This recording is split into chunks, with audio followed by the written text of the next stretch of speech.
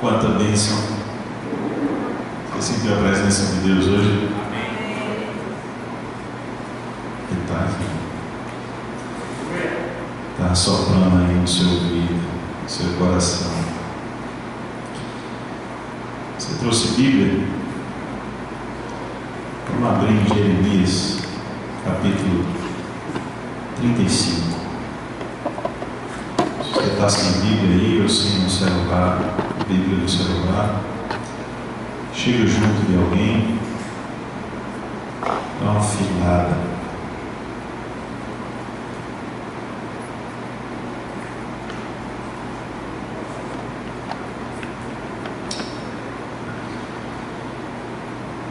Jeremias capítulo 35. Vou ler uma versão aqui que talvez não seja a sua.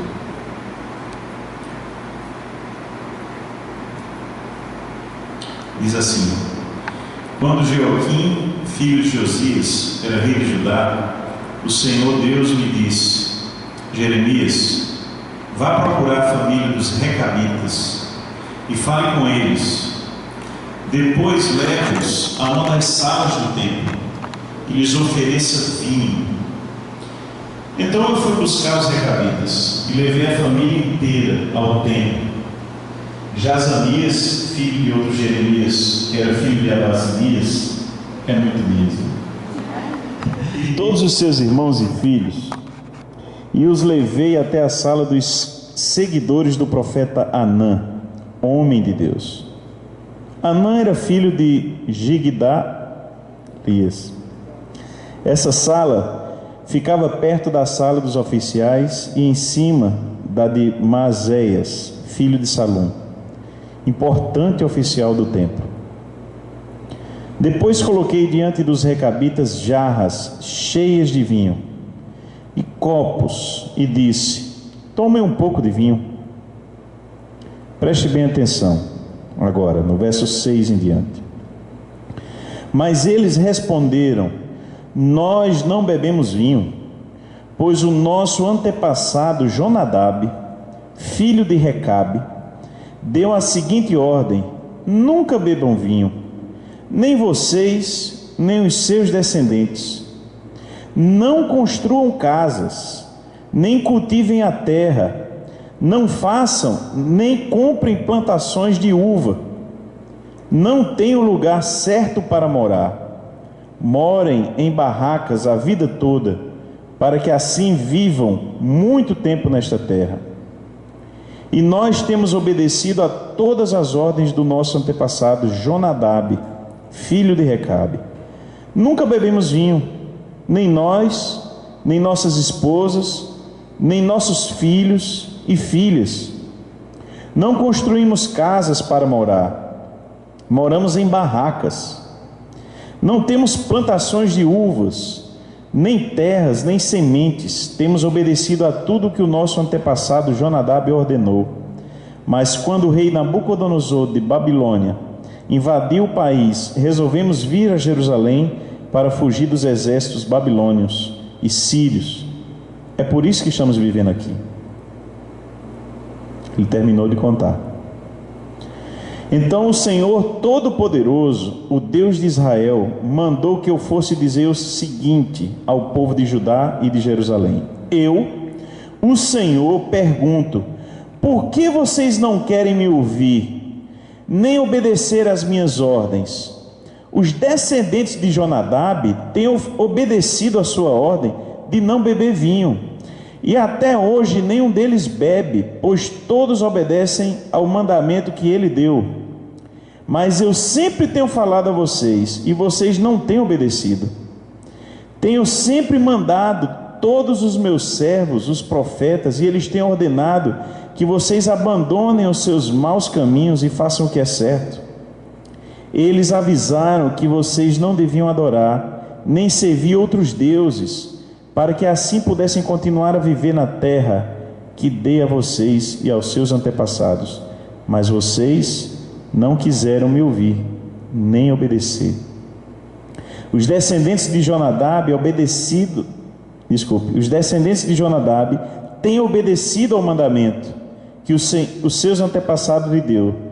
No entanto, vocês, o meu povo, não têm obedecido. Por isso eu, o Senhor Todo-Poderoso, o Deus de Israel, mandarei sobre vocês, povo de Judá e de Jerusalém, toda a destruição que prometi. Farei isto porque não quiseram me obedecer quando lhes falei, e não quiseram responder quando os chamei. Então eu disse à família dos Recabitas que o Senhor Todo-Poderoso, o Deus de Israel, tinha dito o seguinte: vocês têm obedecido ao mandamento do seu antepassado Jonadab, têm respeitado todas as suas ordens e feito tudo o que ele mandou. Por isso eu, o Senhor Todo-Poderoso, o Deus de Israel, prometo que Jonadab, filho de Recabe, terá sempre um descendente homem para me servir. Amém? Você pode estar estranhando eu estar pregando esse tema. Eu não costumo pregar no Antigo Testamento, mas o Senhor me deu essa palavra e aparentemente o texto fala sobre vinho. Eu quero dizer para vocês que o texto não está falando sobre isso. O tema central do texto não é se bebe ou não bebe vinho. Se você teve uma leitura prestando bem atenção, o texto fala sobre obediência. E é um texto que eu quero conversar um pouco com vocês sobre isso. Olha só, o texto fala sobre os Recabitas. Quem eram os Recabitas? Porque a Bíblia só fala em outra passagem, em 2 Samuel capítulo 4, sobre os Recabitas, falando que eles eram descendentes de Moisés, na verdade do cunhado de Moisés. E os Recabitas foram um povo que chamou a atenção de Deus por uma coisa. Eu acho isso muito interessante na Bíblia. Quando Deus fala para um profeta ou para uma pessoa sobre alguém, Deus fez isso algumas vezes. Deus falou, por exemplo, em situações onde ele citou Samuel, citou Moisés. Jesus cita Moisés. E é interessante quando o próprio Senhor ele vai falar sobre alguém. Ele cita Jó para Satanás, disse: viste o meu servo Jó? E eu fico pensando, que coisa tem essas pessoas para que o próprio Deus os cite em uma conversa? Que situação é essa aqui? O povo está em desobediência. Vocês sabem que Jeremias foi um dos pregadores, um dos profetas que pregou para que o povo se arrependesse dos seus pecados. O povo ia entrar em cativeiro babilônico e estava numa situação onde deveria se arrepender dos seus pecados, dos seus erros, das suas cabeçadas. Mas o povo não ouvia Jeremias. Chegou ao ponto de jogá-lo no fundo de um poço por dias. E nesse momento aqui da história, desse contexto de um povo rebelde, de um povo que não queria saber de Deus, de seguir a Deus, de obedecer a Deus, de se relacionar com Deus, Deus chama a atenção de Jeremias e diz: Jeremias, chama um povo, os filhos de Jonadab, descendente de Recabe, os Recabitas. Vai até esse povo e chama para o templo, para uma das salas do templo, e você vai oferecer vinho para eles. Deus falou isso para Jeremias, nós lemos aqui. E quando você oferecer o vinho, você vai ver o que vai acontecer. Jeremias obedece e chama esse povo. Esse povo vai, vê os vinhos e diz algo inusitado. Olha, num ambiente seguro, um ambiente tranquilo. Mas eles estavam lá e disseram: nós não bebemos vinho. Por quê? Nós aprendemos com os nossos antepassados que não deveríamos beber vinho. Nosso pai Jonadab nos ensinou isso. E até hoje nós não bebemos vinho. Nem nós, nem nossas mulheres, nem nossos filhos. O clã inteiro, a tribo toda, não bebia vinho. Um povo separado, obedecendo a ordem de um homem que ensinou algo e foi cumprida essa ordem. Vocês sabem quanto tempo? Eu estava vendo o Dr. Shedd falando sobre isso. O Dr. Shedd diz que cerca de 300 anos se passaram até que essa ordem chegou ao conhecimento de Jeremias aqui nesse momento.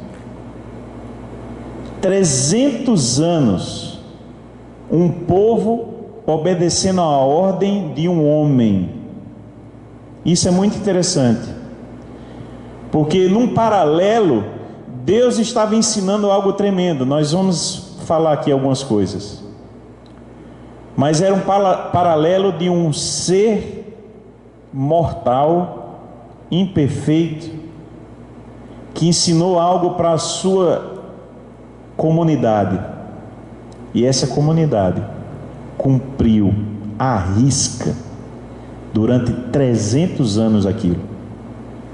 E agora Deus estava diante de um povo rebelde, ele sendo Deus do impossível, Deus todo-poderoso, o Criador de tudo, o Deus que não tem comparação com um ser humano.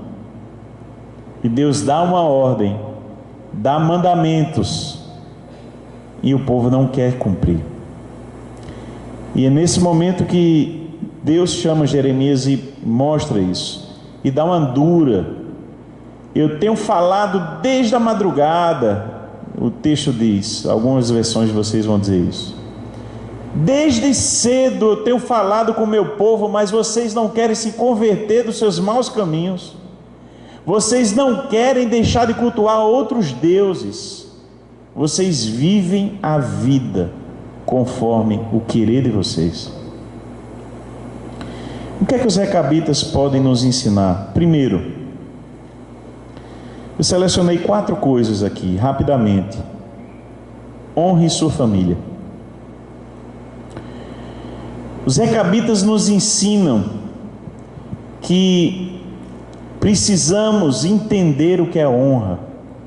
Precisamos entender que honra é um guarda-chuva. Um guarda-chuva onde, para você dar honra a alguém, você tem que ser fiel a esse alguém. Você tem que valorizar esse alguém. E se há uma relação de autoridade, você tem que inclusive obedecer esse alguém. Trazer honra para alguém da família é algo que os recabitas nos ensinam. Honrar um pai que ensinou um preceito do seu pai, do pai dele, durante anos, um preceito sendo obedecido, sendo honrado. Estaria certo, estaria errado? Não é essa a questão. A questão que está sendo colocada aqui é a capacidade de alguém ser um em família, de alguém ser um em honrar o seu pai, a sua mãe, honrar os seus antepassados, trazer honra, trazer valor aos seus preceitos. Os recabitas nos mostram isso, que eles entendem o que é honra. O quão estamos afastados disso? Será que os valores que nós temos hoje vivido, cada um de nós, a gente tem valorizado as pessoas? Sabe, às vezes nesse sentido de honrar, eu não quero deixar apenas para os antepassados, mas honramos o nosso irmão mais novo, honramos o nosso filho, honramos a nossa mãe, nossa tia. Trazer honra é trazer valor. Quando você valoriza a pessoa, você está trazendo honra para ela. Segunda coisa que eu queria compartilhar, que está nos recabitas, é aprender o domínio próprio.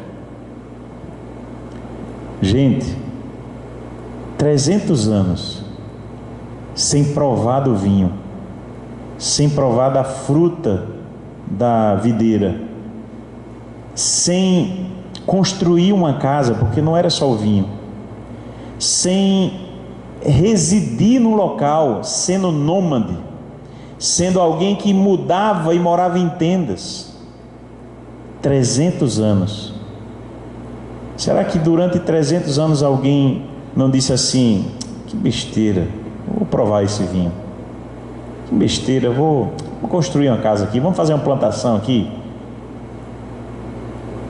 Provavelmente alguém pensou isso. Provavelmente alguém teve um impulso contrário de fazer exatamente o oposto. Mas era um povo, era um clã, era uma família que se preservava o domínio próprio. E eu vou dizer, vivemos uma geração que talvez seja a geração mais sem domínio próprio que nós conhecemos na história. Domínio próprio para tudo. O exemplo aqui foi do vinho, mas eu coloquei aqui algumas coisas. Droga. Às vezes a gente está preso a isso. Sexo. O sexo ilícito. Não temos domínio próprio para isso. Quando o fruto do Espírito Santo que está em nós, Gálatas capítulo 5, fala que uma faceta desse fruto é o domínio próprio. E abrimos nossa boca para criticar uma pessoa que toma um gole de cerveja, que não é cristão, quando a gente faz sexo toda semana ilícito. A gente devia ter vergonha disso. Vergonha de abrir a boca para isso. Aí você diz, pegou pesado o sexo. Não, vamos para outras coisas simples também. Pornografia. Quem é que não é tentado? Não levanta a mão não.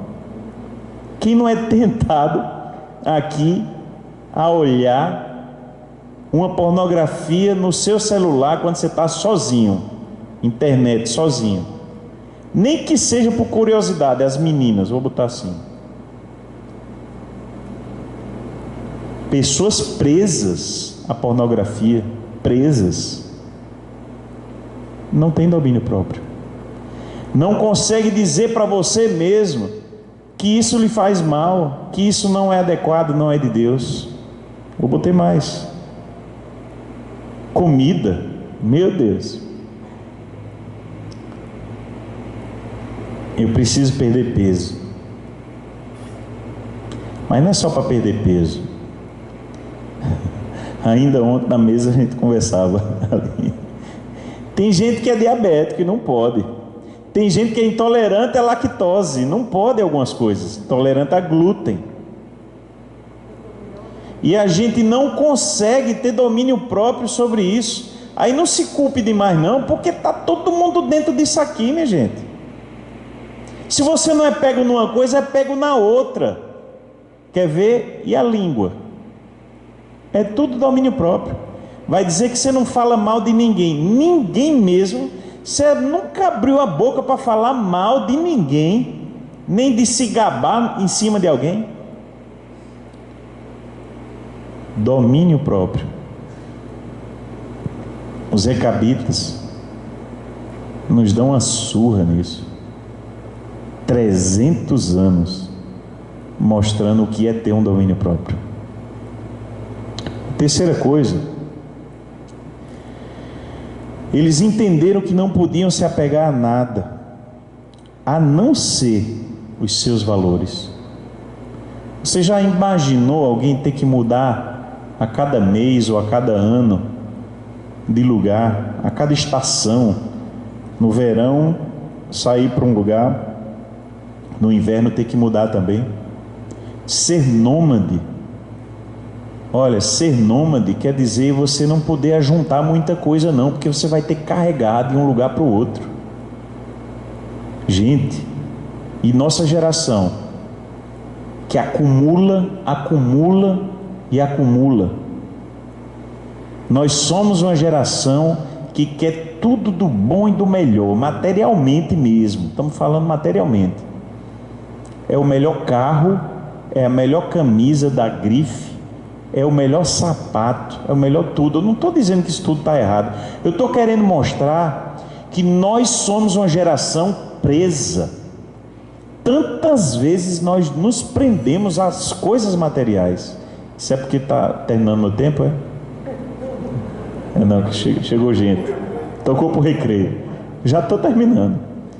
Gente, os recabitas nos ensinam que nós precisamos nos desprender de tudo que é material, de tudo que faz parte do cotidiano.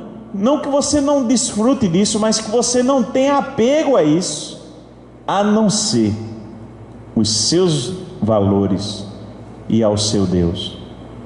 Será que você poderia mudar tudo? Olha, vou contar para vocês aqui só uma coisa. Vocês sabem que nós moramos 2 anos no exterior e foi uma experiência tremenda em muitas coisas, mas assim, eu abri minha mente, abri como nunca para uma das coisas. Foi o quê?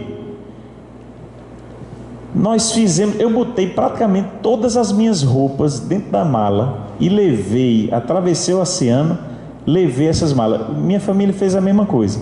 Chegou lá, as roupas, a maioria não serviram de nada, porque era muita roupa de frio que a gente precisava. E aqui a roupa era de calor, a gente usou muita coisa, mas muita coisa a gente deu, fez outras coisas. E nós em 2 anos precisamos de ter uma casa montada, precisamos comprar algumas coisas lá, refizemos nossa vida. E eu fiquei pensando, meu Deus, como eu era apegado sem perceber a alguns móveis, algumas coisas minhas que eu tinha. O violão, eu pensei, levo, não levo, tudo. Aí vendi o violão. Eu amava meu violão. Vendi o violão para comprar outro lá, porque eu não ia pagar Está entendendo? Excesso. Meu Deus, como nós temos apego à nossa vida, às coisas da vida. Os recabitas nos ensinam que nós precisamos entender isso. Não podemos viver um apego às coisas materiais, mas apenas ao nosso Deus e aos valores. E a quarta coisa e última que eu quero falar, vejam, a primeira foi o quê? Honre a sua família, honre seus pais, honre as pessoas da sua casa, trazendo valores, dando valor a essas pessoas. A segunda coisa, aprenda a exercer o domínio próprio, se esforce nisso. Honre sua família, aprenda a exercer o domínio próprio. Terceiro, entenda que a gente não pode se apegar a nada, mas somente a Deus e aos valores que nós temos, nossos valores cristãos. E isso precisamos nos segurar. E a última coisa, vale a pena obedecer. Os recabitas nos ensinam isso como nunca, que vale a pena obedecer, porque nós entendemos, Deus no final do capítulo, Ele abençoa os recabitas com uma bênção de prosperidade, de sempre haver vida naquela família, sempre haveria. A palavra de Deus para aquela família é que ele ia ter homens sempre naquela família. Vale a pena obedecer. Às vezes a gente não consegue ver isso, né? Eu vou dar um exemplo. Eu confesso a vocês que quando eu tive alguns momentos bem apertados na minha vida, e às vezes eu estava servindo a Deus, e eu confesso meu pecado, já passou na minha mente, Deus, meu Deus, eu te servindo tudo e passando um aperto desse, e fulano, que vinha na minha mente, né? Fulano não quer nada com o Senhor, faz tudo que é errado, tudo que é pecado, tudo. O cara, olha como o Senhor está abençoando ele em prosperidade financeira. E isso não é novidade, né? O Salmo já fala sobre isso. Mas nós entendemos o valor da obediência quando a gente vai no texto bíblico, quando a gente vê Deus honrando as pessoas que obedecem. Às vezes não na hora, mas depois. João capítulo 14, verso 15 vai dizer: se me amardes, guardareis os meus mandamentos. João capítulo 15, verso 10: se guardardes os meus mandamentos, permanecereis no meu amor. Olha que bênção, gente. Perceba a obediência aos mandamentos. Se você guarda os mandamentos do Senhor, Jesus está falando aqui, vocês vão permanecer no meu amor. Entende? Você compreende a grandiosidade disso? É como se você tivesse uma piscina cheia do amor de Deus, e você mergulhasse, você está lá imerso no amor de Deus. Não vai lhe faltar nada, não vai lhe faltar o principal, a presença de Deus e do seu amor. Ele nos garante isso pela sua palavra. Vale a pena obedecer a Deus, custe pesado às vezes no sacrifício, às vezes você fazendo algo que você não queria fazer, mas vale a pena, porque você vai permanecer no amor de Deus. João capítulo 15, verso 10, decore isso. Do mesmo modo que eu tenho guardado os mandamentos de meu Pai e permaneço no amor dele. Jesus está nos garantindo uma imersão no amor de Deus quando nós temos guardado os mandamentos do Senhor. Quero concluir dizendo que os recabitas aprendem com Jonadab, um homem mortal, um homem que é limitado, é homem, e eles decidem obedecer esse homem. E o povo de Israel, que tem um Deus vivo, tropeça tanto na obediência. 300 anos obedecendo e milênios desobedecendo. Olha o contraste. E o último contraste para a gente pensar: uma obediência a um homem que passou, já estava morto. Um homem e morto, a lei dele permaneceu. E o nosso Deus, que é um Deus que vive para sempre e é eterno, nos dá a lei, nos dá mandamentos em amor, e às vezes a gente não quer obedecer.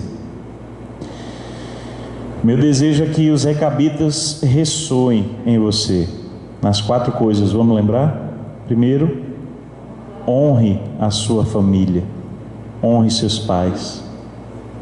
Segundo, aprenda a exercer o domínio próprio. Terceiro, entenda que o apego às coisas materiais, elas não devem ser uma realidade para nós, mas nos apegarmos aos valores de Deus e ao nosso Deus. E por fim, qual foi a última?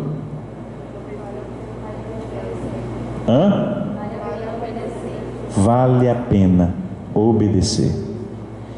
Porque quando nós obedecemos, nós permanecemos imersos no amor de Deus, dito pelo próprio Jesus.